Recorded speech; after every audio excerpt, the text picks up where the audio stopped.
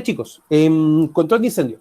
Eh, Muchas veces uno se enfoca o direcciona más el trabajo en dar distintas herramientas para cuando tenemos un amago, entendiendo un amago versus un incendio, que el amago es un fuego inicial, que puede ser controlado con elementos propios, versus un incendio que ya es un fuego declarado, de gran magnitud, de gran tamaño, pero que no puede ser controlado con los medios propios. Ahora, ¿por qué uno hace la referencia a aquello? Porque lamentablemente gran parte de la gestión que se hace en relación a los fuegos y a los incendios viene dado a qué cosa, a que nosotros apliquemos, tengamos las medidas en caso de que algo suceda. O sea, en este caso, en todo lo que son extintores, la red húmeda, la red seca, la red inerte, entre otras cosas, señalética, capacitar, plan de emergencia, entre otros elementos. Pero eso a la larga va a hacer que seamos reactivos, que reaccionemos frente a un evento. Lo que nunca hay que olvidar es que dentro de nuestra función, nosotros, bueno, somos asesores en temas de seguridad. Uno. Y dos, nosotros tenemos que hacerle como un poco de justicia a nuestro nombre, asesor.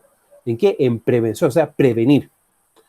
En tomar una serie de acciones, una serie de medidas, como dice acá, antes de que ocurra algo.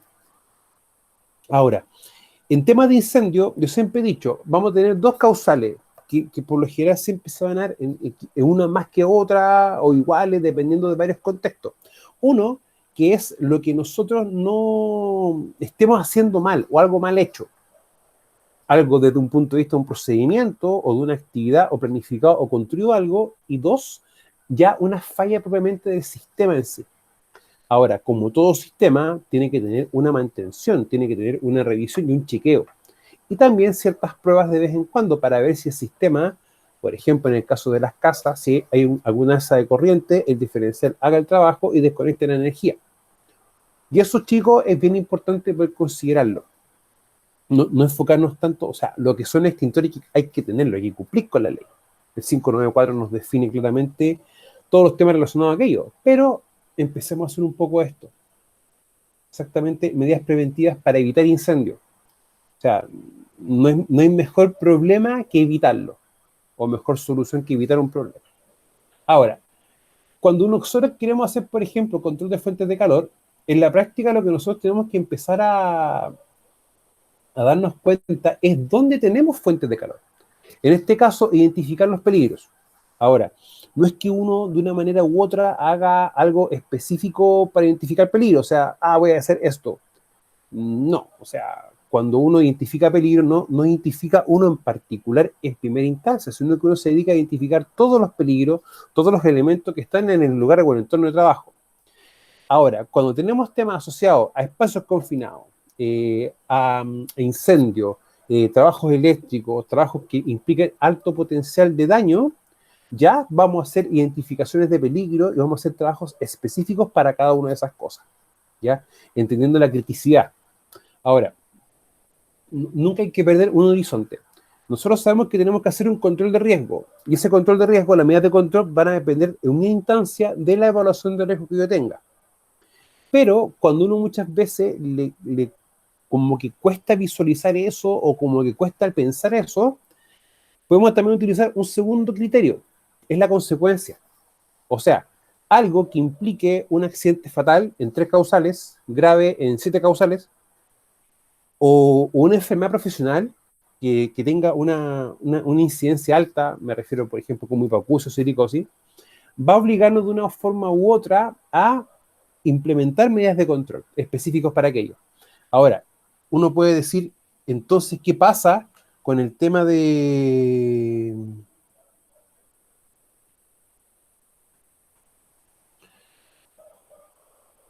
¿Cómo se llama? Espera. Se me fue la onda.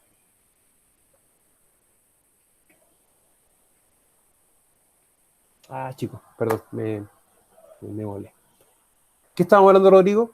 Para poder continuar con el hilo, que perdí el hilo. Estaba hablando de la aplicación de medidas de control. Ya, más en específico en... Dijo, debemos fijarnos en, y quedó así como justo no iba a empezar a desarrollar la idea. Ya. Mira, en la práctica, los trabajos, por ejemplo, que van a tener esa criticidad o ese punto en cuanto a la consecuencia, vamos a tener que tener el control específico. O sea, en el caso de esto, muchas veces no olvidar de que el accidente o un incendio pueda llevarse ese... Ahí está. Ahora, ¿por qué muchas veces no se considera tanto el trabajo con incendio y no se ve el origen y se deja eso como por encima? Porque no se tiene esa visión de que cuando tenemos un incendio o un tema eléctrico, va a haber de una forma u otra un daño potencial muy grande a la instalación. Y si no tengo instalación o lugar de trabajo, no voy a tener donde trabajar. Por eso la importancia de no solamente en este tema puntual, no solamente enfocarnos en la consecuencia, sino en el accidente fatal o grave o demás, sino que en la práctica tomar en cuenta de que esto va a producir una paralización o interrupción de toda la operación. Es equivalente a si tenemos un accidente grave y tenemos una paralización de faena. ¿Ya? A ese contexto para poder llevarlo a cabo. Por eso hay que enfocarnos muy bien, no solamente en el trabajo asociado o el uso de herramientas para poder, por ejemplo, trabajar con fuentes de calor, sino que qué va a pasar con ciertas condiciones del entorno que van a propiciar aquello. Ahora, algo muy real y patente va a ser lo que vamos a empezar a trabajar con riesgos críticos, específicamente con espacios confinados. ¿Ya? Ahora, en la práctica, hay un tema muy complejo que puede ser muchas veces que en nuestro trabajo genere fuentes de calor, pero también que tengamos una condición del ambiente que eso pueda automáticamente asociar o generar un incendio. Y muchas veces para eso viene asociado el tema de los LEL, que son los niveles mínimos o los rangos mínimos de explosividad. Lo vamos a trabajar mañana, ¿ya? Porque eso a veces tiene como interpretaciones, ¿ya? O bien el tema de conocimiento a veces, ¿ya? Pero eso hay que verlo un poquito más allá de. Ahora, en la práctica, vamos a tener que tratar de controlar ciertos elementos que generen calor, generen fricción o chispas mecánicos de combustión.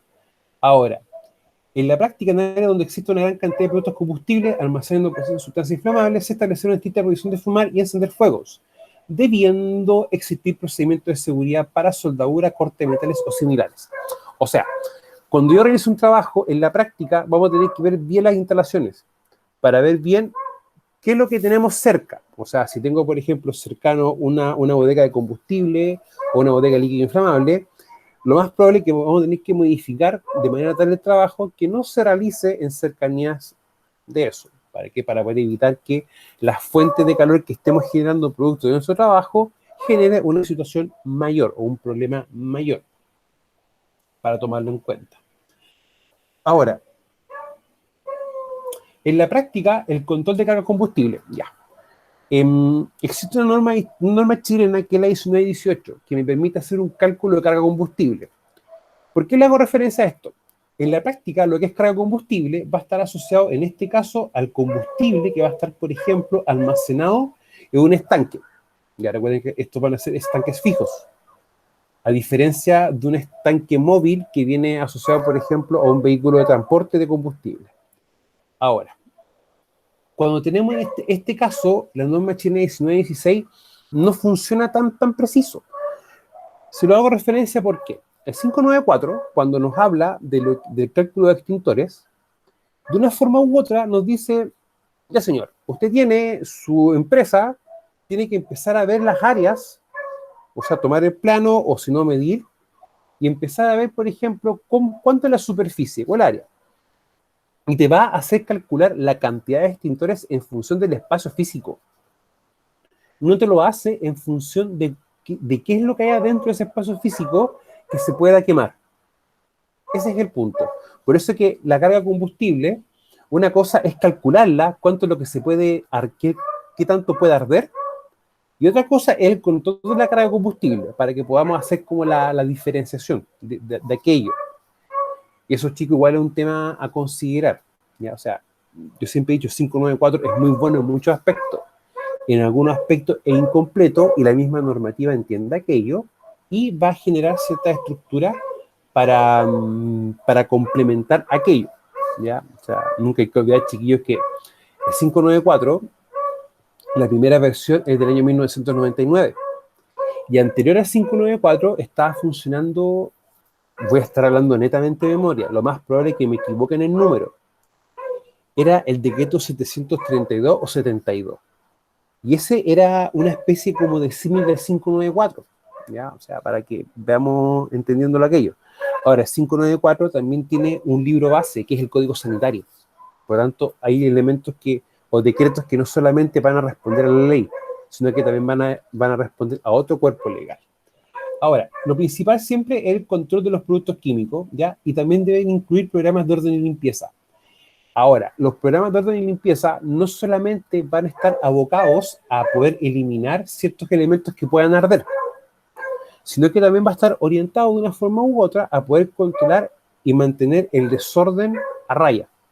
O sea, en este caso, evitar problemas de falta de orden y limpieza en los distintos lugares de trabajo, pero también poder mantener la infraestructura del edificio, ¿ya?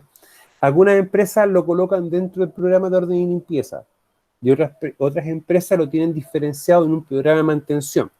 Ahora, si ustedes me preguntan, un programa de mantención de una forma u otra también puede ser catalogado como una medida para evitar incendios, específicamente en otras medidas de prevención. Ahora, estamos en época de invierno, por lo tanto aquí tenemos que también nosotros tomar en cuenta, con consideración, épocas de lluvia, hay que hacer las limpiezas respectivas, limpiar calanetas, sacar hojas, evitar mantener basuras, entre otros elementos. Ahora, lo otro importante es cómo nosotros también vamos a trabajar con la sustancia inflamable, ¿ya? Ahora, lo principal es que también las características de esto permitan poder dar cierta seguridad. Ahora, una cosa es la característica constructiva y otra cosa es lo que pueda pasar con el venteo. ¿Se acuerdan cuando estamos trabajando en asignatura de transporte y carguío y estábamos viendo los camiones cisterna, esos que transportaban combustible?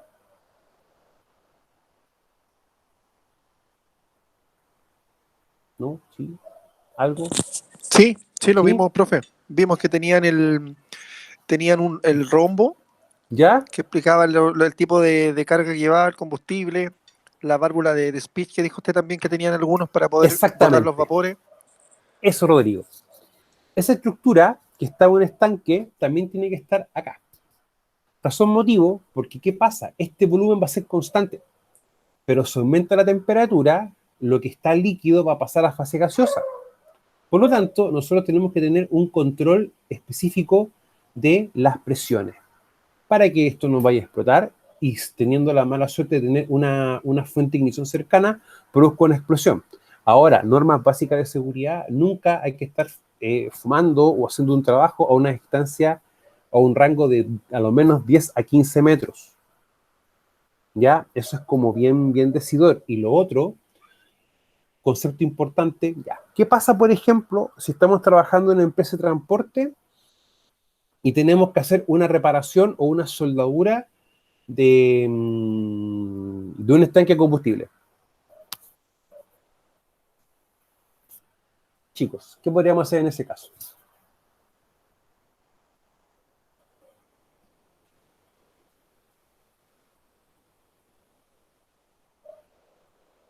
O algo más sencillo, tengo que cortar un tambor que tuvo combustible.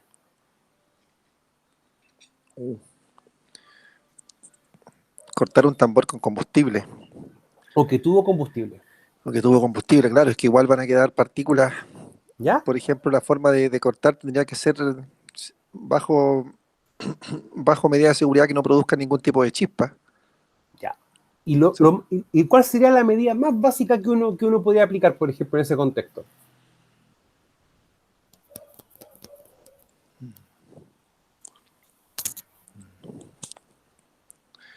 No se me ocurre. Ya. Mira, eso es como una pregunta capciosa, porque en la práctica no es recomendable reparar estanque de combustible, porque eso tiene que tener una soldadura bajo ciertas características. Claro, no puede ser una soldadura común, No, no por puede la ser. chispa que va a producir y por el tema, van a empezar a salpicar todas esas partículas. Y las presiones también que pueden haber, entendiendo que el estanque va a ser fijo, pero con el mismo movimiento, colocarse combustión que puedan devolverse al estanque, entre otras cosas, ya va a empezar a producir ciertos efectos. Ahora, Una cosa que sí puede pasar en alguna empresa que quieran cortar algún tambor o envase que almacenó algún líquido inflamable.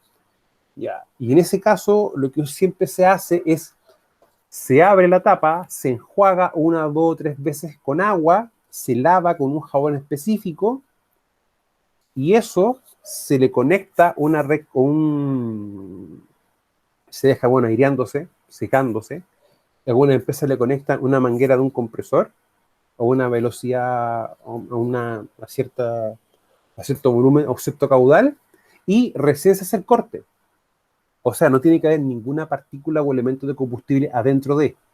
¿Ya? Me ha tocado ver varios videos de accidentes de estar cortando estos elementos sin las respectivas medidas de control. ¿Ya? Ahora, chicos, el grosor de por ejemplo, de los cilindros de gas es bastante grueso. O sea, tiene un grosor en específico, no me acuerdo. Ahí sí que me olvidé, no me acuerdo específicamente cuál es el grosor que te estipula el estándar para un bidón de gas.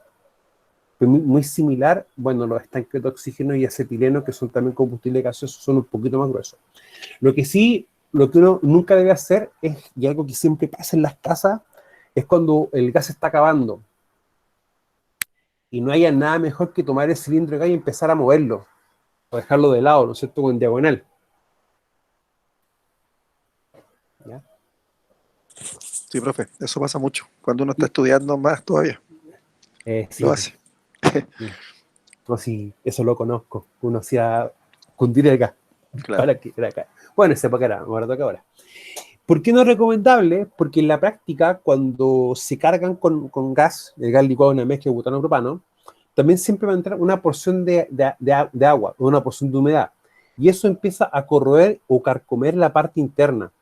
Entonces, ahí me ha tocado ver un par de accidentes que dentro de lo que explican es que la parte interna al estar con óxido se movió, se agitó un poco, las piezas metálicas rozaron, salió una chispa y explotó.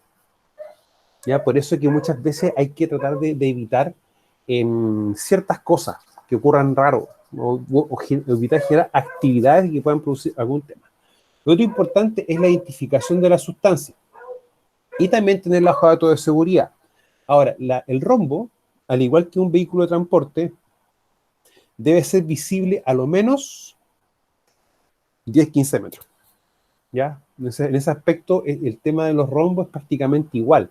Ahora, el mismo decreto 48, que es el reglamento de almacenamiento de sustancias químicas peligrosas, dentro de lo que es los rombos de identificación de las bodegas, estipula eso también, que deben ser visibles a una distancia mínima de 10 metros, 15 metros aproximado. ¿Ya? Hay un rango de valores, no me acuerdo el valor en específico. Detección de peligro, ¿ya? Siempre uno, de una forma u otra, va a tener que detectar el peligro, o en este caso, identificar el peligro, que es lo más básico que hacemos en prevención. Ahora, como yo siempre como está explicando incluso al principio de la clase, antes que me diera ese bucle que me olvidé, en la práctica, uno siempre hace la identificación de peligro a modo general, y después cuando está trabajando ya empieza a hacer la identificación de peligro a modo más grueso, perdón, a modo más fino, uno empieza a ir más fino. Ahora, en la práctica, si tenemos trabajos que impliquen temas eléctricos o temas de soldadura o almacenamiento de algún producto inflamable, automáticamente vamos a tener que tomar las medidas de control de manera bien eficiente, ¿ya? O sea, para evitar que ocurra algo. Se los digo muchas veces, chiquillos, porque a veces los volúmenes, es estas características que nos van a obligar o van a hacer que ocurra algo pronto o algo más complejo. Entonces, la respuesta o el tiempo que muchas veces demora en llegar un equipo de respuesta es bastante, ya no es corto. Entonces, por eso que uno hace mucho hincapié a la prevención. O sea, por ejemplo, en un incendio en Alto del Carmen, ya, y el equipo de respuesta de Alto del Carmen no está suficiente, va a tener que venir un equipo de Vallenar. Y de Vallenar a Alto del Carmen hay un tiempo de demora, un tiempo de tránsito. Entonces, muchas veces hay que aplicar ciertas normas o de frentón disminuir los volúmenes y mantener los controles más exhaustivos para poder evitar que genere algo, ¿ya? O si genera una emergencia, que por último la magnitud de esta nos permita poder controlar con los medios propios. Es un tema también. Bueno, nunca olvidar que los peligros son condiciones o acciones que pueden causar incendios o algún tipo de accidente. es que detectar estos peligros es necesario implementar programas específicos de inspección y observaciones periódicas, los cuales deben ser realizados por el personal idóneo, capacitado y entrenado. Por otro lado, los programas tienen que ser sistemáticos y objetivos, para ello se requiere. Ahora, esto es bien importante porque en la práctica, el que va a hacer siempre inspecciones, de una forma u otra, es el propio trabajador. O sea, yo tengo que hacer una inspección de todos los equipos e instalaciones que yo voy a utilizar, voy a requerir tener que usar. Y el que también va a hacer una inspección de control o de chequeo va a ser el supervisor. Y en la práctica, la observación y la inspección también la puede hacer el experto en prevención en conjunto con el supervisor o de manera aislada. Ahora, siempre que tengamos trabajos que tengan estas características, hagamos siempre nosotros una observación y una inspección, siempre. Ahora, si tenemos trabajo en caliente, que eso vamos a empezar a trabajar en la unidad 3 de riesgos críticos, cuando uno como experto va a verificar o revisar el área, hay una cosa primaria que vamos a tener que ver siempre. Es el permiso de trabajo en caliente. O sea, todo trabajo que implique corte, soldadura, desbaste, pulir, o que en el fondo ocupe una esmeril angular, un oxicorte o una soldadora, independiente si es 220 o 380, siempre tienen que tener un permiso para que esto pueda trabajar. Y el permiso de trabajo que lo autoriza es supervisor. O en su efecto, el dueño del área. ¿Por qué digo en su efecto el dueño del área? Podemos tener un caso que tengamos que realizar aislación y bloqueo y aparte tengamos que soldar.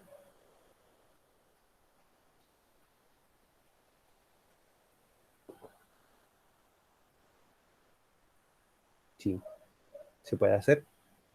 Cuando vamos a hacer aislación y bloqueo, en la práctica, ¿quién me autoriza? El dueño del área. Por lo tanto, el dueño del área, a ser responsable, él también tiene que chequear ciertas condiciones de seguridad. Por lo tanto, el mismo dueño del área también te puede firmar el permiso de trabajo en caliente, siempre y cuando verifique en terreno que las condiciones sean las que tú estás proponiendo o colocando en el permiso. ¿Ya? O sea, hay una cosa, chicos, que tenemos que evitar que se genere, y si es una práctica que ya está en la empresa, hay que erradicarla, pero de maneras ya bien complejas, que es la mala práctica que hacen muchas empresas de firmar documentos en blanco o dejar documentos firmados. Porque ahí tú dejas algo firmado y nadie se hace responsable de cómo se rellena. Y eso es un tema ahí. Y en la práctica es una falta que está cometiendo la línea de supervisión. Bueno, lo principal, los distintos checklists, ¿ya? Y las pautas de inspección y observación que podamos fabricar nosotros. Y eso tiene que ser bien claro y concreto, que sean elementos bien sencillos, bien simples, pero que aborden todas las temáticas que estemos trabajando. Así se obtendrán áreas y tareas que representen verdaderos riesgos de incendio, donde es necesario tomar las medidas de protección adecuadas. Ahora, de una forma u otra, cuando uno ve esto, ya uno está pensando en controles, y los controles uno está viendo, pero en función de la consecuencia. A eso también yo me refería, que vamos a tener esa suspicacia o esas diferencias a veces, ¿ya? Para poder también tomarlo en cuenta. La señalización, chiquillo, que básicamente hace referencia a todos los tipos de señales que nosotros tenemos que utilizar o emplear. ¿Para qué?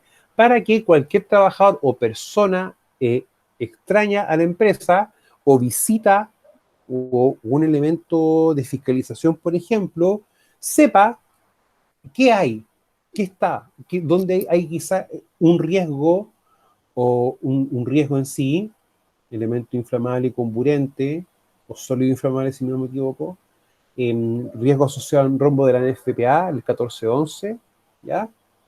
Prohibido fumar o prohibido generar fuegos o prender fuegos. ¿Por qué razón motivo? Nunca olviden que el 594 me habla algo claro y tajante, que yo debo siempre señalizar cuáles son los distintos peligros que pueden existir, ¿ya? O coloco una señal de advertencia de los distintos riesgos, para nunca olvidarlo aquello, ¿ya? Y también muchas veces no olvidar el tema de la señalética asociada a los elementos también de control de incendio, de control y extinción.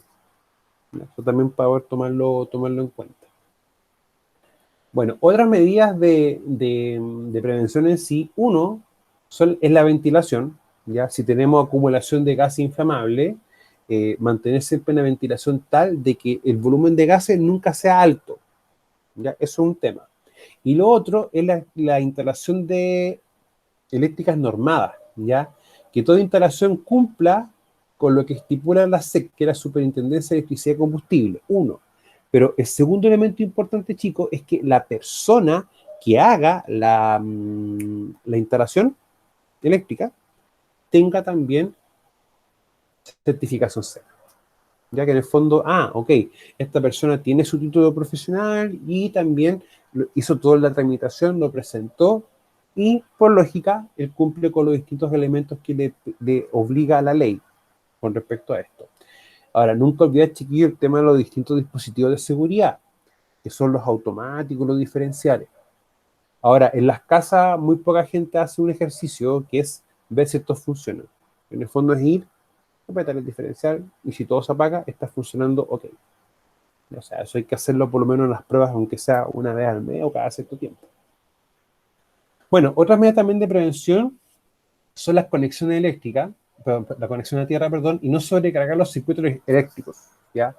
O sea, eso pasa mucho, o pasaba mucho en la universidad a veces, cuando uno les pedía que trajeran un computador para hacer los trabajos, y sacaban zapatillas, empezaban a conectar 4 o 5 computadores, y después empezaban todos los celulares, todo el cuento. Y eso genera inconvenientes, ¿ya? O sea, hay que pensar que los sistemas eléctricos van a funcionar a un nivel, y nunca hay que forzarlo, ¿ya? Porque en el fondo es energía. Si tú fuerzas un sistema, esto no va a funcionar de manera óptima y se puede producir un incendio. Ahora, nunca olvidar que los incendios también pueden ser, por ejemplo, de origen eléctrico, que es un fuego clase C. Para nunca tomarlo, o sea, para siempre recordar aquello. Ahora, si tengo un fuego clase C, ¿qué agente de extinción puedo utilizar? Eso es pregunta, pero en todo caso.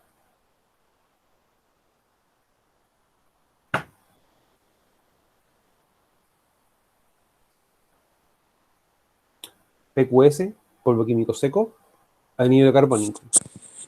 Sí, y jamás agua. Y si corto la energía, Ahí sí. ahí sí. ¿Ya? Nunca olvidar aquello, por si acaso. Ahora, el tema de las tierras, muy pocas casas las tienen, ojo con eso. Eso también es un tema bien, bien importante, que en el fondo uno conecta una barra de cobre en la parte verde, en práctica en el tablero electrónico de la casa. ¿Y para qué? Para que toda la sobrecarga vaya directamente a tierra y no afecten directamente a los elementos electrónicos que nosotros tenemos. Bueno, evitar cortocircuito, mantenimiento y lubricación.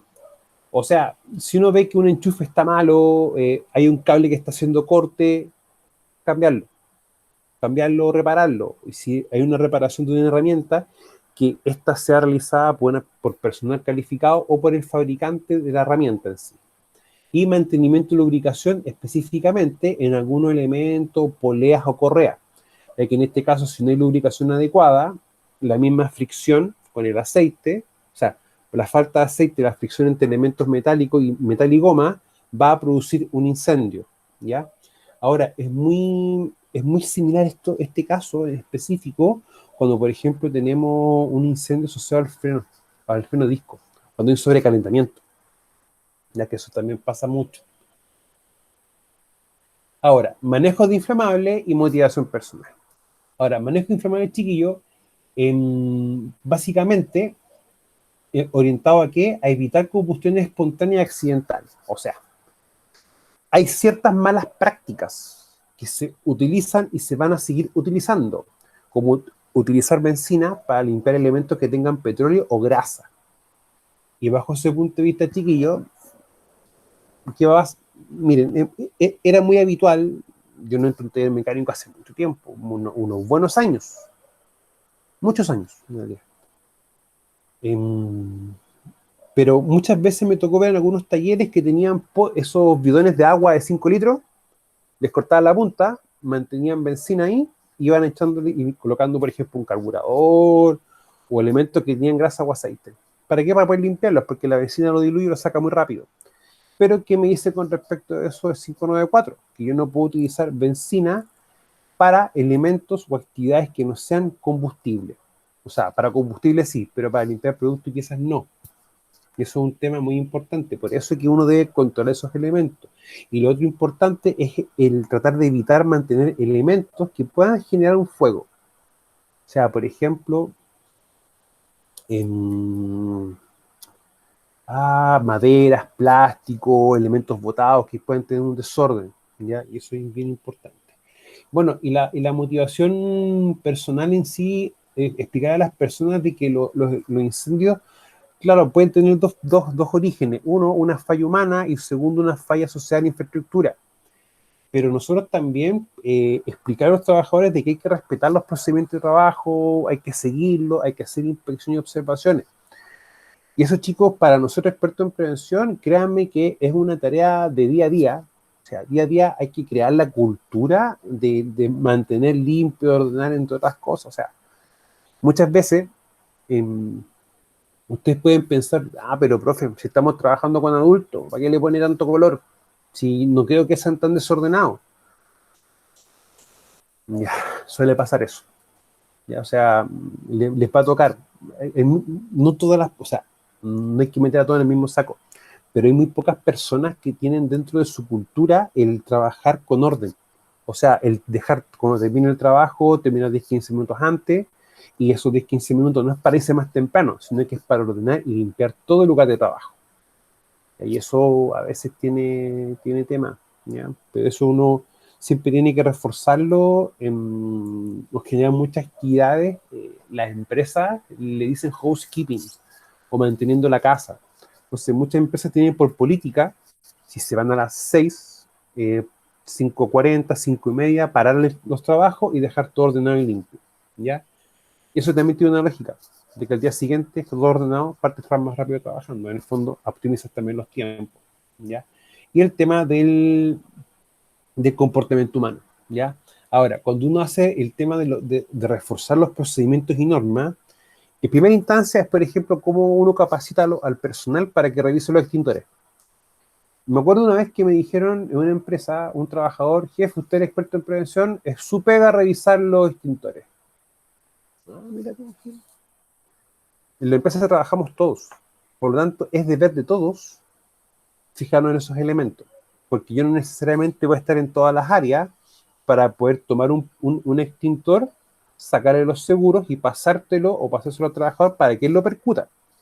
O sea, hay veces que hay que explicar a las personas de que los elementos están diseñados o hechos para que ellos también los utilicen, los empleen. O sea, no es por quitar la responsabilidad de uno, pero la responsabilidad de uno viene dado por capacitar, enseñar cómo se revisan, también revisarlo, pero como es un elemento que si ocurre un incendio nos afecta a todos, debiese ser una tarea para todos. Profesor, ¿Sí? lo que usted está señalando, lo que dijo anteriormente, entonces se traduce en que sin capacitación, en el caso de esta asignatura, no tendría sentido la prevención si no sabe, el mismo trabajador no sabe interactuar, en este caso, con todos los elementos de seguridad que uno puede tener en la empresa. Sí, es lo principal. O sea, se traduce en educación. Claro. Mira, el mismo cuando uno empieza a ver cómo es esa interpretación, uno se da cuenta que está el artículo 21 y 40, la famosa obligación de informar. Y la obligación de informar, nunca se olviden que aparte de los riesgos, que uno tiene que explicar al trabajo cuáles son todos sus riesgos, están los métodos correctos de trabajo, que son los procedimientos, pero están las medidas preventivas.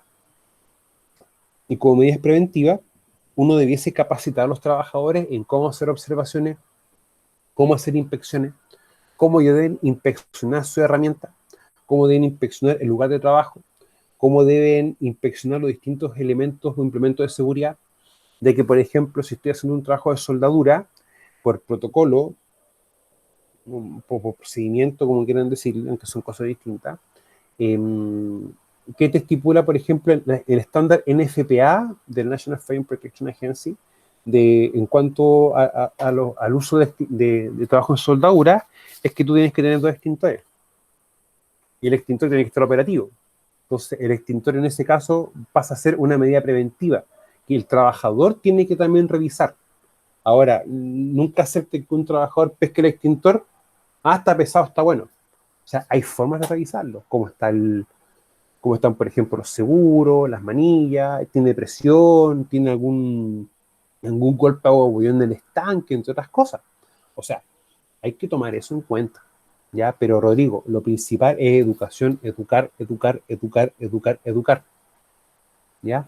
Ahora, mira, yo siempre, hay un tip, como quieran pronunciarlo, como quieran decirlo. Nunca le llamen la atención a un trabajador de mala manera, nunca, porque automáticamente vamos a estar generando un tema de empatía, pero una empatía mala. Pues vamos a estar produciendo un rechazo más que una empatía. Yo lo que siempre hacía, le preguntaba al trabajador qué estaba haciendo.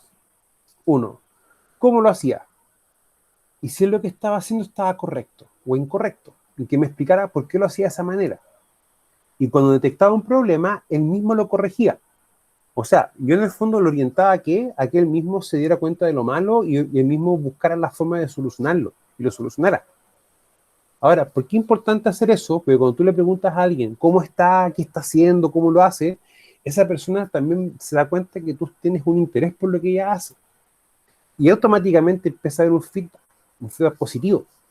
Y tú vas a dar cuenta que hay retroalimentación de lo que tú le estás diciendo y de lo que él te explica, y él ya se da cuenta de que la prevención no es algo aburrido, sino que es algo necesario que tiene que hacerse. ¿Ya? Y se lo digo, chiquillos, así bien buena, porque hay que evitar y eliminar ciertos tipos de anticultura en temas de seguridad. O sea, es súper fácil decir a un trabajador que está haciendo todo mal, que todo malo, que no se cuida ni nada de eso. Pero es más fácil aún explicarle de buena manera cómo hay que hacer las cosas y por qué hay que cuidarse. O sea, hay formas y formas. O sea, a un trabajador nunca se le tiene que llamar la atención en público. Si él comete un error, él se llama, se conversa con él en privado. O sea, evitar esas malas prácticas que muchas empresas las siguen ocupando y que en el fondo no es llamar la atención a un trabajador, es humillar a un trabajador. ¿Ya? Claro, profe, una acotación. ¿Se acuerda usted del año 2015 cuando un operador de una excavadora mató a un prevencionista en Antofagasta? Sí. Entonces, por ejemplo, los compañeros de trabajo, yo estuve investigando por mi pega, que igual había una forma del prevencionista, lo que en ningún momento obviamente le da la razón al trabajador, que en este caso fue el victimario, pero dice que igual había un hostigamiento permanente y la forma de tratar era horrible entre los dos. Entonces se fue creando un anticuerpo que fue creciendo día a día hasta que al final terminó en tragedia. Sí. O sea, yo siempre he dicho que la base básica es el respeto. Pero hay una cosa que muchas veces el experto en prevención no entiende. Uno es experto, o sea, la ley te tipifica como experto en prevención. Vamos a partir de eso. Pero en la práctica, el que sabe la mejor forma de hacer el trabajo es el trabajador. Y nosotros, cuando empezamos a observar lo que hace, uno de una manera u otra, y apoyándose en los cuerpos legales y en varias cosas más, uno determina y ve de mejor forma cuáles son los controles o las medidas de control a aplicar. ¿Ya?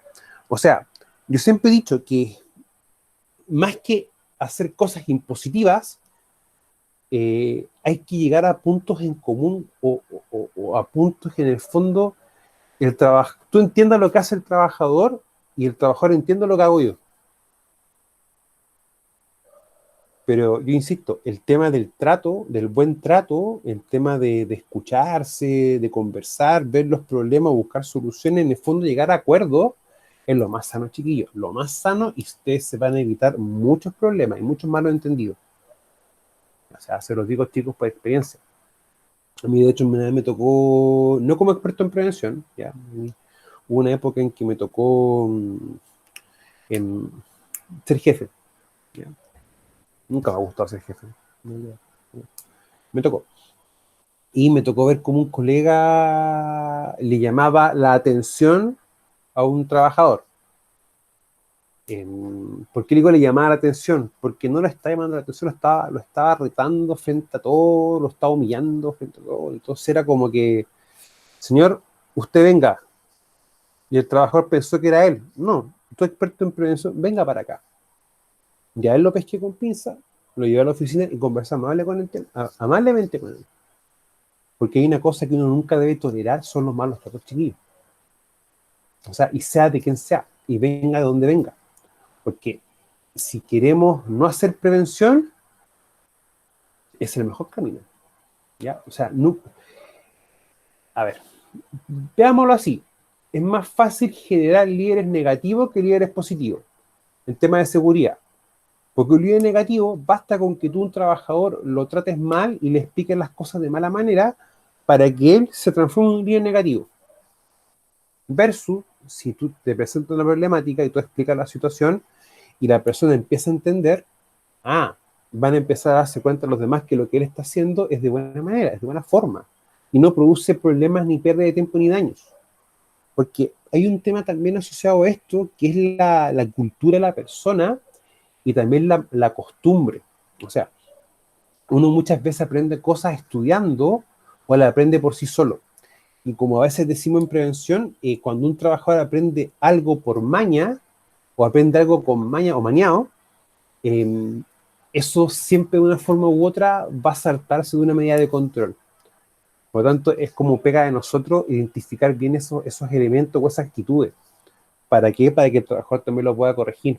O sea, también viene muchas veces, son un tema actitudinal de la persona. De ahí hay temas.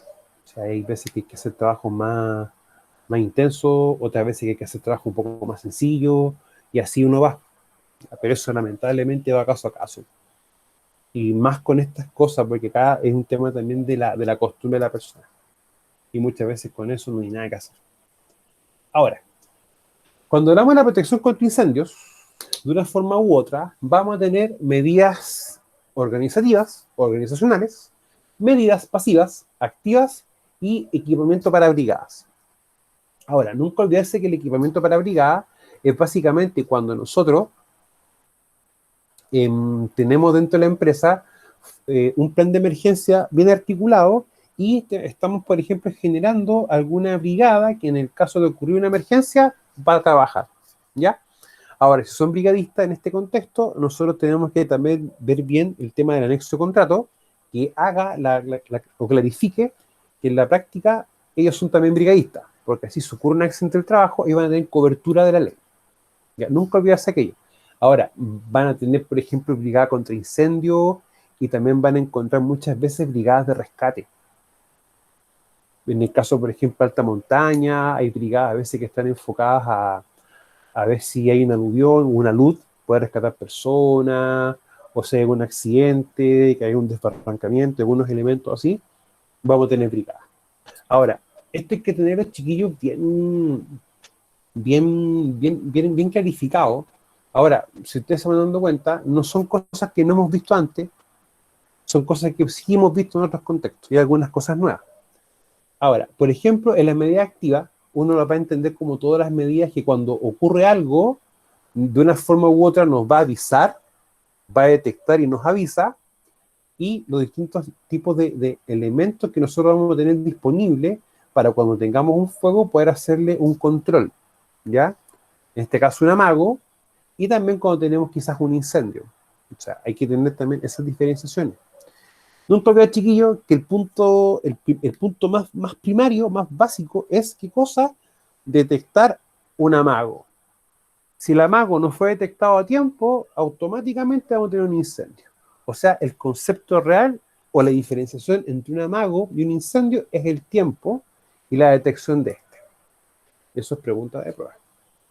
Ahora, las medidas pasivas, de una forma u otra, van a hacer referencia a medidas que no hay que ejecutarlas uno, sino que van a ser medidas que van a estar dentro de la organización, como por ejemplo las vías de evacuación, las salidas de emergencia, los muros cortafuegos y la zona de seguridad. Ya que la zona de seguridad, nunca olvidar que es uno de los pilares fundamentales de un plan de emergencia. Ahora, recuerden que un plan de emergencia siempre va a articular una cosa muy importante, que es la evacuación. ¿Ya? Ahora, con incendio y evacuaciones a veces vamos a tener dilemas y vamos a tener problemas. Específicamente cuando tenemos vías de evacuación de tipo vertical. ¿Ya? Si tenemos vertical es porque tenemos un edificio, una infraestructura de más de 2 pisos.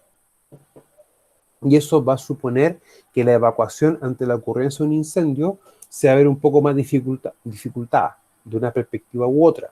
¿Ya? Ahora, hay otro factor que también va a determinar cómo sea la evacuación y cómo sea la utilización de todas las vías pasivas, todas las medidas pasivas en realidad, que es la noche, es la madrugada. ¿ya? Hay temas también de luz asociado a aquello. De noche a veces con incendio es más complejo, porque de una forma u otra el humo, y tú colocas una linterna, hace efecto pantalla. Entonces te va a regular y cortar mucho la evacuación. Por eso que es un tema también como, como medidas pasivas a veces. El tema de las luminarias, pero luminaria a nivel de piso. Es muy parecido cuando uno va a un cine, el tarde-noche, por ejemplo, y después de eso uno sale del lugar y te das cuenta que uno mira a nivel de lado, con, con luces. Y las puertas que tú vas a abrir, prácticamente las puedes abrir con el codo, porque son puertas antipánico. Entonces, tú incluso hasta con el mismo cuerpo la puedes abrir, ¿ya? Eso no solamente viene asociado a un tema de cumplir con la Ordenanza General de Construcción y Urbanismo, sino que también son medidas pasivas, ¿ya? En el caso de ocurrir una emergencia o un siniestro, que el lugar pueda ser evacuado fácilmente. O sea, por eso que las puertas, los pasillos de los cines son anchos, no que quepa una sola persona, sino que caen 2, 3, 4 personas en paralelo, y las puertas también son bastante anchas, ¿ya? Ahora, hay un concepto que muchas veces es importante tomar en cuenta, que son, por ejemplo, los caudales de evacuación. O sea, yo tengo, por ejemplo, una puerta, y yo qué puedo hacer, por ejemplo, con la puerta, ver cuántas personas caben en paralelo. Una o dos personas. ¿Para qué? Para que en el fondo uno diga, ah, ok, si yo me paro, coloco un cronómetro y puedo ver en cuánto tiempo, por ejemplo, evacúo toda la persona o el personal de un lugar en específico, de una sala, una oficina, ¿ya? Para a veces también de poder determinar los tiempos de respuesta, los tiempos de evacuación, para poder tomarlo en consideración muchas veces. Ahora, nunca olvidar que los tiempos o la estimación de tiempo viene dado para qué, para cuando haga una simulación, o quiera simular de manera teórica un simulacro, ¿ya? Tenga también en consideración los tiempos de respuesta. Y quizás yo quiero ver cómo es la evacuación, y un parámetro principal de la evacuación es ver en cuánto tiempo esto se hace. Ahora, dentro de las medidas organizacionales, tenemos los programas de capacitación, organización de la emergencia, formación de brigada, planos de evacuación, plan de emergencia y evacuación y coordinación con servicios de apoyo. Bueno, vamos a revisar acá ciertas cosas de lo que es la unidad 1, pero asociado directamente a lo que es fuegos, o a lo que es incendio, ¿ya? Para tomarlo en cuenta y reforzar ese conocimiento. Ahora, si ustedes se han percatado, cuando vimos también aislación y bloqueo, también empezamos a trabajarlo como con medidas organizacionales, medidas asociadas a las personas y también medidas asociadas a los equipos y herramientas, ¿ya? Ahí uno como que se da cuenta de que, pero perfecto, entonces van a haber medidas que se lo llaman concepto de gema, hay medidas que van asociadas a la gente, hay medidas que van asociadas a los equipos y herramientas, y hay medidas, por ejemplo, que van asociadas al ambiente de trabajo. ¿Ya? Por eso es importante también tomarlo en cuenta de que cuando uno a ustedes le habla el concepto de gema, no es solamente para identificar claramente los peligros, no es solamente ver en qué falló o parte del sistema en el caso de una investigación de accidente, sino que también viene dado a que nosotros podamos identificar las medidas de control a aplicar para cada una de las estructuras, ¿ya? Por eso no sé si han percatado ese detalle en la PPT anterior, que más o menos va alineado a aquello. Ahora, esos chiquillos, cuando uno trabaja con lo que son instalaciones, a ver, dejen compartir una cosita antes que, para poder reforzar un poco ese concepto que vamos a trabajar mañana. Cuando uno ve eso, vamos a trabajar medidas de control para las personas, para la organización y equipo de instalaciones. Y en la práctica, acá vamos a trabajar mucho con la componente personas, y acá vamos a trabajar mucho con la componente EMA, equipo y ambiente, ¿ya? Ahora, muchas veces el material es con lo que estamos trabajando, y eso también se puede asociar una parte a cómo lo utilizan las personas, a cómo lo maneja la organización y los equipos y herramientas específicos para poder trabajar en ello. Ahora, muchas veces el material produce accidentes, sí, pero en menor grado. Por eso muchas veces como que no hay unas características específicas para el material. Pero sin embargo, para los procesos, los equipos y herramientas de las personas y la organización. Bueno, las medidas organizacionales, ¿ya? Como lo que es incendio no afecta a un ámbito solo, sino que afecta a toda la organización, tenemos que nosotros como organización generar o formar una medida en específico. Ahora, lo principal es que esto hay que entender de cómo nosotros vamos a trabajar o a reaccionar frente a una emergencia. Ahora, el plan de emergencia en sí también nos va a dar una noción muy importante que hacer en el caso de incendios. Para nunca olvidarlo aquello. Ahora, enfrentar una emergencia de forma coordinada y ordenada. Generalmente, una buena preparación disminuye pérdidas de todo tipo, humanas y económicas, y evita situaciones de pánico colectivo, además de mejorar tiempos de respuesta, y eso es importante, ¿ya? Y acá tenemos algo, pánico colectivo, ¿ya? Tenemos nosotros en la unidad 3 que trabajar con primer auxilio. Vamos a trabajar primeros auxilios, vamos a también trabajar primeros auxilios psicológicos, los PAP. De hecho, yo estoy certificado en lo que es brindar y aplicar primeros auxilios psicológicos. Y el otro tema importante es entender la psicología de la emergencia, ¿ya? Y eso lo vamos a trabajar un poco, chiquillos, en las próximas unidades. ¿Por qué razón motivo? Cuando uno entiende psicología de la emergencia, uno va a entender que hay distintas fases, distintas etapas frente a la reacción de un evento. O sea, hay gente que va a sentir mucho miedo, hay gente que va a sentir poco miedo, entre otras cosas. Entonces, eso es importante tomarlo en cuenta. Cuando uno entiende cómo va a ser la reacción de las personas a distintos eventos, eso te va a ayudar a qué cosa. Por ejemplo, a definir bien quién va a ser el coordinar, por ejemplo, o dar el aviso a servicio externo. Por ejemplo, quién va a estar a cargo de organizar la emergencia. Quiénes van a ser, por ejemplo, o van a poder participar en las brigadas. Ya, esos temas son importantes. Ahora, ¿por qué se los refuerzo y se los digo? Porque no hay que cometer un error. Ah, no, ¿sabes qué? Parece que es bueno para esto, así que lo vamos a dejar para esto. O sea, una cosa es la reacción de una persona normal frente a un evento normal, como por ejemplo lo que uno hace el día a día, pero otra forma u otra cosa distinta es cómo va a reaccionar la persona cuando ocurre una emergencia. Y ahí, chiquillo, la respuesta o la forma en cómo la persona se coloca o cómo esta va a responder o reaccionar es, pero diametralmente distinto muchas veces el comportamiento a una situación normal.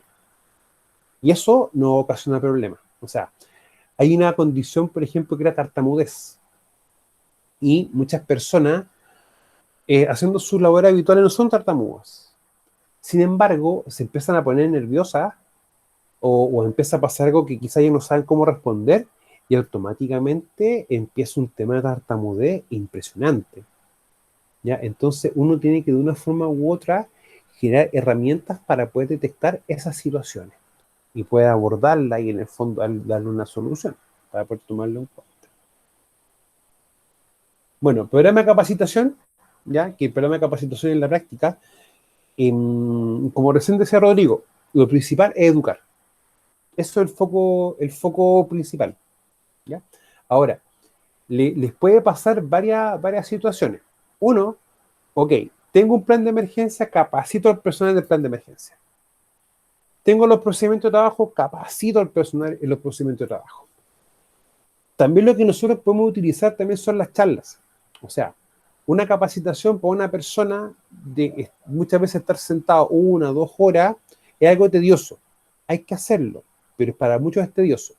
Entonces, como la capacitación es muchas veces una vez al año o a lo sumo 2 veces en el año, los supervisores te van a preguntar muchas veces, oye, ¿sabes qué? Tengo que hacer una charla y no sé de qué hacer la charla. De seguridad no tengo idea. Ahí uno utiliza ciertos elementos o ciertas cosas importantes que uno ve en la capacitación, uno la ordena, la estructura en forma de una charla que es algo preciso y conciso y lo va reforzando todos los días. O sea, con las empresas que yo trabajaba, lo que hacíamos siempre charlas, por ejemplo, era en temas de emergencia a lo menos 1 o 2 veces por semana. Y si teníamos trabajos críticos, como trabajo en caliente, por ejemplo, o elementos así, teníamos las charlas de seguridad más la charla de trabajo. Hacíamos una charla dual. Y eso no está prohibido y tampoco es ilegal, amparado lo que dice el artículo 184 del Código de Trabajo. Entonces, es un punto importante, chiquillo. O sea, por ejemplo, un supervisor puede hacer una charla, por ejemplo, de cómo revisar un extintor. ¿Sí? Lo puede hacer sin ningún problema. O charlas de orden y limpieza, entre otras cosas. O sea, el programa de capacitación, o en el fondo lo que yo voy a hacer, complementarlo con las charlas. Ahora, la diferencia entre una capacitación y una charla en sí, la charla es algo diario. de corta duración y un tema específico. La capacitación va a estar siempre bajo un programa de capacitación con una carta GAN, con un responsable, y siempre de temática en específica. O sea, por ejemplo, primer auxilio, que es una charla en específico, una capacitación perdón, en específico. Uso y manejo de extintores, otra capacitación en específica, y así sucesivamente. Y también la diferencia es los contenidos y cómo se aborda el contenido. Porque la charla tú la das, listo, pero en cambio la capacitación tú en el fondo haces algo teórico, puede también tener una componente práctica, pero también esta tiene que ser evaluada.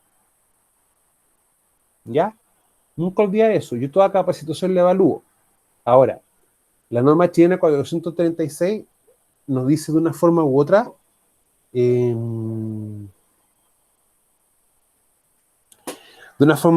nos define, por ejemplo, algo bien concreto, que son la cantidad mínima de horas de capacitación anual.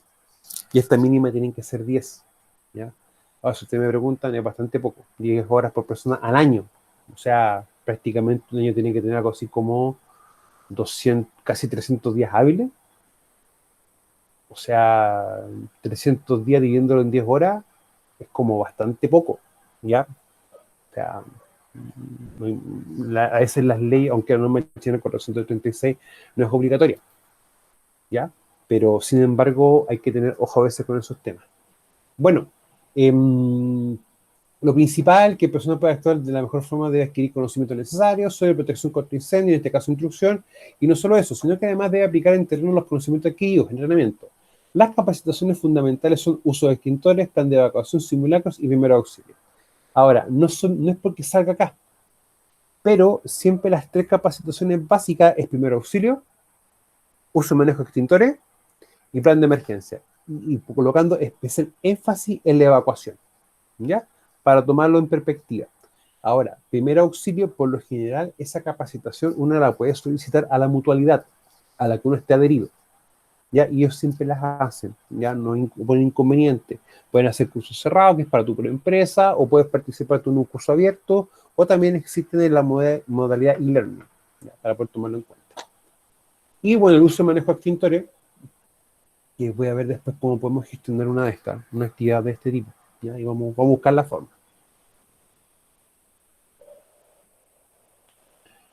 Organización de la emergencia. Lo más concreto, chiquillo, para organizar la emergencia es cuando uno está elaborando o construyendo el plan de emergencia. Cuando yo lo elaboro y lo construyo, de una forma u otra, voy a generar cómo esta se organiza, cómo esta se ordena. Y una forma de organizar una emergencia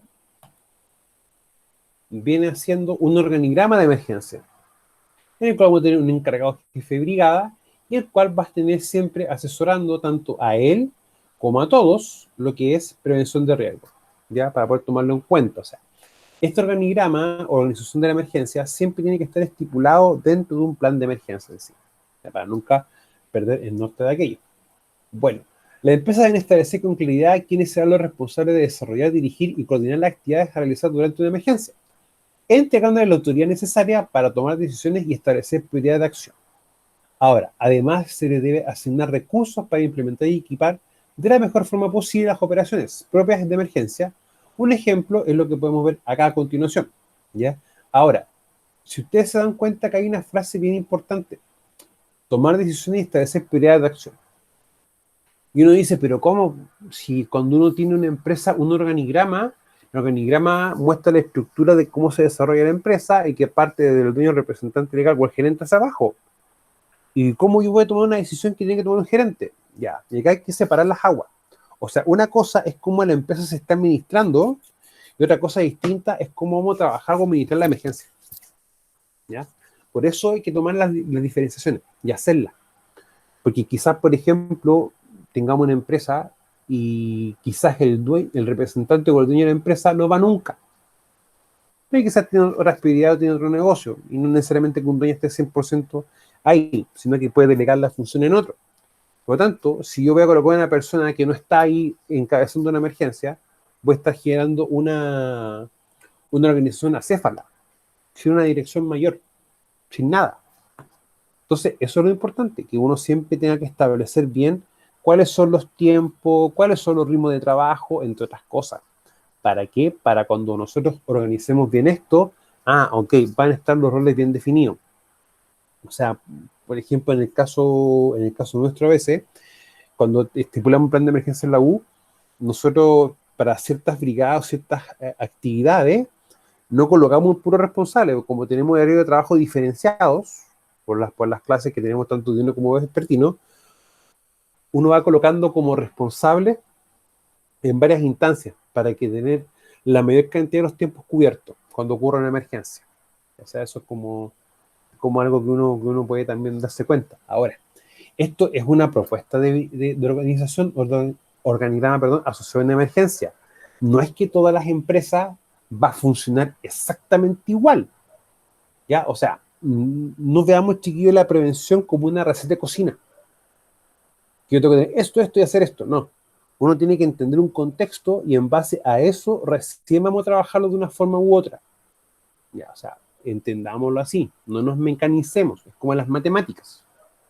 La prevención no es como las matemáticas. No es que tú tengas una función lineal, una cuadrática, en que A menos B por A más B es igual a cuadrado menos B cuadrado. No es eso. Ya, pero uno tiene que entender que rubro la actividad, las características, la gente que trabaje, la interacción, sus procesos, sus productos, materias primas, herramientas, entre otras cosas, te va a decir de una forma primera cuáles son tus peligros, después tú ves interacciones mediante los riesgos y después cómo tú vas a organizar las distintas medidas de control. Ahora, recuerden que un plan de emergencia en sí es una medida de control de tipo no preventiva, ojo, es una medida de control, pero de actuación frente a algo. O sea, no es preventiva porque ya una emergencia en sí, es que ocurrió algo falló un control, para tomarlo en perspectiva. Ahora, la formación de brigada. Recordemos que siempre el plan de emergencia va a tener un eje principal o una temática principal que desarrolla, que es la evacuación. O sea, yo siempre, de una forma u otra, privilegio la evacuación. Razón, motivo, menos gente en el lugar expuesta a riesgo, menos probabilidad tengo de que ocurra un accidente y más facilidad voy a tener, ¿para qué? Para poder trabajar y tomar una acción concreta ante una emergencia. Ese es el punto, ¿ya? O sea, y eso, chicos, ténganlo bien claro y véanlo así. Hay una cosa innata en el ser humano que son dos: la curiosidad y segundo, querer ayudar, sin necesariamente saber cómo ayudar, sino que estar por estar. Y en temas de emergencia, la curiosidad y el querer ayudar sin saber cómo es un problema, ¿ya? Por lo tanto, la evacuación y sacar a las personas que no deben estar ahí es algo, chicos, que es, pero ya importante. Evitemos tener gente expuesta a riesgo innecesario. Es el concepto. Se lo digo así de claro, porque esos chicos les va a pasar mucho, mucho, mucho. Después empiezan los problemas de por qué no permiten que estemos, por qué no dejan que ayudemos y todo lo demás.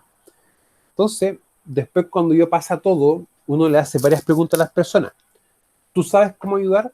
¿Sabes de qué forma hacerlo? ¿Cómo hay que ayudar? ¿Cómo hay que hacer las cosas? Y te van a empezar quizás a mirar raro. Y te das cuenta que no. Entonces, y hay mucho tema también de desconocimiento, por eso el tema de capacitación es súper fuerte, muy fuerte. O sea, cuando ocurre una emergencia, que un incendio tipo eléctrico, siempre una de las personas que está trabajando ahí va a ser siempre la encargada de poder dar de baja o apagar, por ejemplo, o de conectar la energía. Siempre una persona tiene que ser la misma. Y también colocar en paralelo una persona que verifique esta situación. Porque si una persona no sabe eso, quizá ni siquiera va a verificar que no hay energía y va a empezar a utilizar agua, por ejemplo, para poder controlar un incendio. Por eso hay que ser bien claro y tajante en varias cosas, chicos, ¿ya? Para no tomarlo desde otra perspectiva.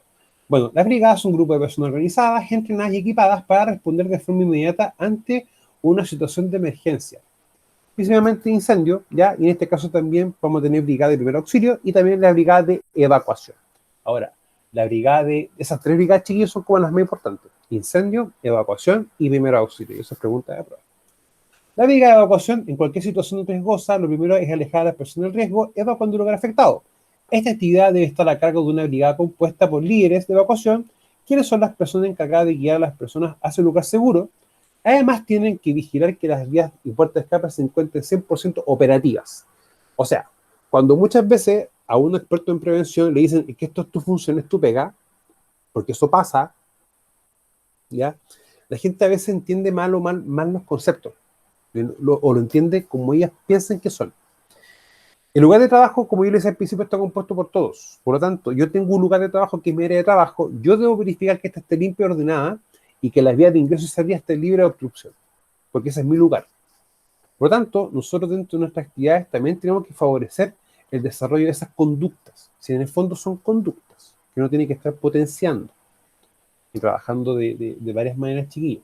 O sea, se lo digo así, me recuerdo mucho cuando estamos haciendo clase de electivo, y una compañera de ustedes empezó, no es que empezara, ojo, no de mala manera, pero hizo un comentario de que en el fondo todo lo que pasa preocupa al experto en prevención de riesgo. O que al que le achacan la principal responsabilidad es el experto en prevención. Eso fue más concreto lo que dijo el estudiante. Ahora ustedes se dieron cuenta que le dio una respuesta bastante coherente y bastante lógica, y muy elocuente en sí. Pero es por lo mismo. Hay responsabilidades que no van a pasar por nosotros.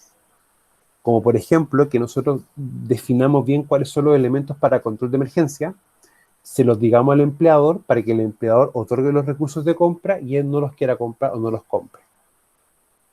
¿Ya? Por lo tanto, hay que también tener bien claro eso, de cuál es nuestro, hasta dónde llegamos nosotros, cuál es nuestro alcance, ¿ya? Para poder tomarlo en cuenta.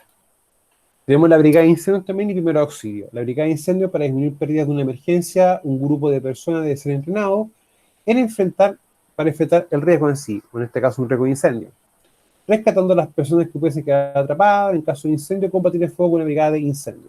¿Ya? O sea, siempre lo principal es poder sacar personas, en el caso de que haya una persona atrapada, y lo otro es cómo yo puedo controlar un incendio con los elementos que tengo.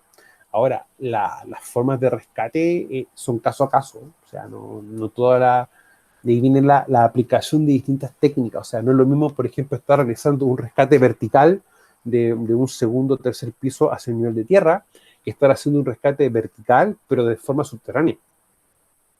O sea, hay temas chiquillos. O tener que rescatar a una persona de un accidente de tránsito, de un vehículo, o de una camioneta, un camión, un bus. Ya, van a haber barreras del medio, de los caminos, que van a dificultar o hacer más compleja una evacuación, para tomar también en cuenta. Y brigada de primeros auxilios es una emergencia, en una emergencia la probabilidad de que resulten personas heridas es muy alta. Eso tiene lógica. Ahora, por esta razón se debe contar con personal capaz de entregar atención médica oportuna para atender y estabilizar a los pacientes mientras llega la ayuda especializada. O sea, el primer auxilio que hace, estabiliza a una persona para que ésta pueda ser rescatada por un equipo de respuesta. Ya en este caso que puede ser, por ejemplo, en una brigada, o puede ser, por ejemplo, también en SAMU, Servicio de Ambulancia Médica de Urgencia, que el personal que también tiene un nivel de entrenamiento bastante alto, ya al igual que, por ejemplo, el personal del GOPE, también ellos colaboran mucho en lo que es rescate, y también, ¿cierto?, el cuerpo específico de los cuerpos bomberos, unidades específicas de cuerpos bomberos, que también están habilitados para lo que son los rescates, ya, o sea, y maniobras de primer auxilio y elementos de maneras bien específicas, ya, o sea, uno a ustedes les explica las nociones, ciertas cosas, pero a la hora de poder hacer evacuación y cosas así, en vivo y en directo, es bastante distinto. O sea, me recuerdo cuando me hicieron el curso de rescate en interior mina, eh, es como bien diferente a como uno lo ve. O sea, uno piensa que rescatar a una persona es súper sencillo, y no es tan sencillo. O sea, hay que ver todo el tema de los signos vitales, ver cuáles van a ser las componentes que uno tiene que tomar en cuenta, como por ejemplo colocar a la persona en una camilla, cómo asegurar a la persona en la camilla, incluso hasta el tipo de camilla, que en el fondo es como para emergencia de interior en mina, aparte de una camilla o una tabla, se utiliza una especie que son como canastos, ya que cómo va a tener que ser la coordinación para poder levantar a la persona, para poder moverla, si tenemos algún lugar cómo tenemos que colocar la camilla, entre otras cosas. O sea, requiere ya de cosas más específicas, de situaciones más complejas. Por eso uno tiene que tomarlo como que uno ve la parte teórica, pero en la parte llevarlo a la práctica va a tener diferencias. Ya, o sea, es completamente diametralmente opuesto. O también cómo uno puede administrar una emergencia, pero por ejemplo en una altura geográfica, en el caso con viento blanco, por ejemplo, que también es otro tema. O sea, ojalá, chiquillos, nunca les toque quedar atrapados en viento blanco. Ojalá nunca les toque. Es algo bastante complejo. Plano de evacuación. Lo principal del plan de evacuación es que si tú eres visita o estás trabajando en la empresa, tú vas a saber dónde estás y hacia dónde tienes que evacuar ante cualquier emergencia o situación que pueda ocurrir. Y también dónde van a estar disponibles ciertos elementos, como extintor, red húmeda o el pulsador de emergencia, que en este fondo va a ser la alarma, en la cual uno detecta un estado, hay una alerta visual y tú pinchas algo para dar la alarma sonora o alarma visual, ya que por ejemplo van casi siempre mezclados, o van juntos, mejor dicho. Ahora, esto es lo principal. Ahora, si tenemos, por ejemplo, un ascensor, al lado del ascensor uno siempre tiene que colocar una laminita, una pequeña leyenda que diga, en caso de emergencia, no use el ascensor. Razón motivo, si hay un incendio, el ascensor tiene un tiene un nombre específico, eso no me recuerdo en este momento, pero en el fondo es un tubo.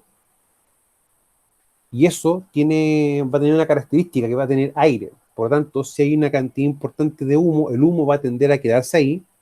Y también si el fuego se sale de control y empieza a quemar distintas plantas, el fuego también se va a mover por el ducto o por el pozo. No me acuerdo si es pozo, ducto o túnel. Ahí tengo un vacío. ¿Ya? Y aparte, casi siempre cuando hay emergencias de incendio y tenemos electricidad, se corta la electricidad. Por lo tanto, el ascensor funciona en base a luz. Por lo tanto, vamos a estar agregando otra emergencia más. Vamos a tener personas atrapadas y va a ser necesario tener que sacar a las personas de ahí. Entonces, no, por eso digo, hay que tener claridad de aquello, de no generar situaciones extras a lo que estamos trabajando. Bueno, los planes de evacuación muestran gráficamente las posibles rutas de evacuación, salidas de emergencia, zonas de seguridad y la ubicación de equipos para combatir fuegos. ¿Con qué cuenta el edificio? Son de mucha utilidad, sobre todo en edificios de gran tamaño o donde exista una gran afluencia de público. Ya. Ahora, aquí yo siempre recomiendo en, en, en estos contextos, chicos, es que los planos siempre estén en todos lados. En todos lados. O sea, en los baños, en la puerta de entrada al baño, por ejemplo, o en la sección donde están los espejos, donde están los casinos, por ejemplo, o donde si la empresa tiene, por ejemplo, un paradero para poder esperar la locomoción adentro o el bus adentro de la empresa, colocar estas cositas, colocar el plano de emergencia, o colocar, por ejemplo, qué hacer en caso de incendio, en caso de sismo, en caso de distintas emergencias que podemos tener identificadas, cómo usar extintores, entre otras cosas, ¿ya? Son motivos porque a veces hay tiempo, la gente está esperando y se pone a leer, se pone a ver esas cosas. De una forma u otra, uno está proporcionando más información. O sea, eso es importante. Ahora, si yo tengo un plano de evacuación y tengo, por ejemplo, 4 pisos, debes saber un plano por cada planta. ¿Ya? Eso es importante también tomarlo en cuenta. Ahora, si uno tiene varios edificios, hacer planos por cada edificio. Por el edificio 1, 2, 3, 4. Y también por sus distintos pisos, para que la persona que esté en un lugar en específico sepa dónde ir. Ahora, si ustedes se van percatando, esto tiene varias características, varios atributos. Por ejemplo, tiene pocas cosas. No tiene muchas cosas. Tiene lo justo y necesario. ¿Ya? Y eso es lo importante. Les puede tocar muchas veces ver planos así que tienen tantas cosas que uno se confunde. ¿Ya? Estos planos deben tener esas características, esas cualidades de tener lectura y apreciaciones simples y rápidas. Que en el fondo tú interpretes solamente, veas. No tengas que empezar a ver y observarlo y empezar a razonar y ver qué tienes ahí. Eso es lo importante, que sean de fácil, que uno en el fondo los mire, no los observe. ¿Ya? Que, hay que hacer esto, vamos para este lugar. Eso es lo importante tomarlo en cuenta. Ahora, el plan de emergencia, recuerden que de una forma u otra, quizás las leyes no me obligan a tenerlo, no me lo mandatan de manera directa, pero amparado en el artículo 184 del Código del Trabajo, vamos a tener que confeccionarlo, ¿ya? Para poder también tomarlo en cuenta, que en el fondo es una medida de control, ¿para qué? Para un riesgo de incendio. ¿Ya? Un riesgo de incendio, sismo, terremoto, lo que venga. Ahora, el plan de emergencia es un documento en el cual debe responder a las siguientes preguntas, ¿ya? ¿Qué será? ¿Quién lo hará? ¿Dónde será? ¿Cuándo será? ¿Cómo será? ¿Y con qué será? Pero primero, para poder responder estas preguntas, que en la práctica la vamos a responder a emergencia por emergencia. Por lo tanto, el primer paso que nosotros tenemos que tener cuando trabajamos con esto, ¿cuál sería, chiquillos? Con un plan de emergencia, ¿qué sería lo primero?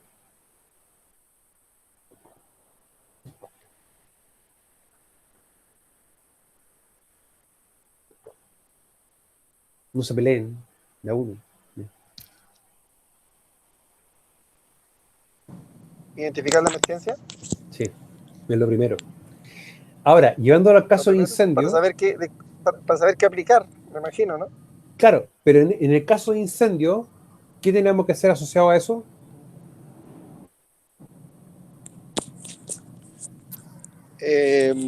Distinguir qué tipo de fuego. ¿Ya? Exactamente. Eso es lo principal. Porque cuando ustedes vean bien el tema de emergencia asociado a incendio, uno dice, tengo el extintor perfecto, y el extintor va a funcionar para la clase A, B, C. El multipropósito estándar que venden en todas partes. Eso no se discute. Pero muchas veces nos va a tocar el tema de tener que seleccionar agentes de extinción específicos, elementos específicos. Y bajo ese punto de vista, considerar el tipo de fuego presente. Eso es lo importante. Ahora, dejen ver si en las próximas sesiones vamos a trabajar un concepto que son los planos de riesgo, que en el fondo es algo muy parecido a esto, pero en lo cual yo, en vez de colocar las distintas flechitas, señal donde tengo la red húmeda o extintores, los pulsadores y las vías, voy señalizando y colocando los distintos riesgos que tengo presentes. ¿Por qué se lo hago referencia a eso? Porque es muy importante ver en qué parte tengo riesgos eléctricos y almacenamiento de productos químicos, ¿ya? Y quizás también atrapamiento, entre otras cosas. Porque yo puedo hacer un mapa de riesgo orientado en primera instancia a todos los riesgos, pero también lo puedo diferenciar. Es decir, tengo un plano de riesgo higiénico, por ejemplo. ¿En qué lugares tengo ruido, en qué niveles? ¿O en qué lugares tengo vibración, entre otras cosas? Eso es un tema a considerar, ¿ya? Y también puedo hacer, por ejemplo, un plano de riesgo donde tengo solamente almacenamiento, por ejemplo, de combustible. Pero profe, si eso también está en qué cosa en el decreto 48, almacenamiento de sustancias químicas peligrosas, en el cual yo tengo que entregarle a los equipos de respuesta, bomberos, ambulancia y carabineros, un plano de la instalación, un croquis de las instalaciones con las sustancias que tengo almacenadas. Entonces, claro, hay situaciones que uno también tiene que llevarlos a esto, a planos. Que una metodología son los planos de riesgo. Pero netamente, ¿para qué? Para que se pueda ver todo de una manera más visual, chiquillo. Netamente eso. O sea, no lo veamos de otra forma, sino que facilitar la información, ¿ya? Para que cumplamos con una máxima en prevención, de que nosotros tenemos que facilitar la ayuda o facilitar en la implementación de la medida de control y evitemos los típicos reclamos que pueden llegar a ser nosotros, que nosotros nomás entendemos lo que hacemos y que nosotros nomás vemos las cosas, ¿ya? Y la prevención de riesgos, chiquillos, no la hacemos solamente nosotros, la tiene que hacer toda la organización completa, ¿ya? Y nuestra función es asesorar en el control de riesgos. Chiquillos, vamos a dejarlo hasta acá, pero no se me arranquen, por favor.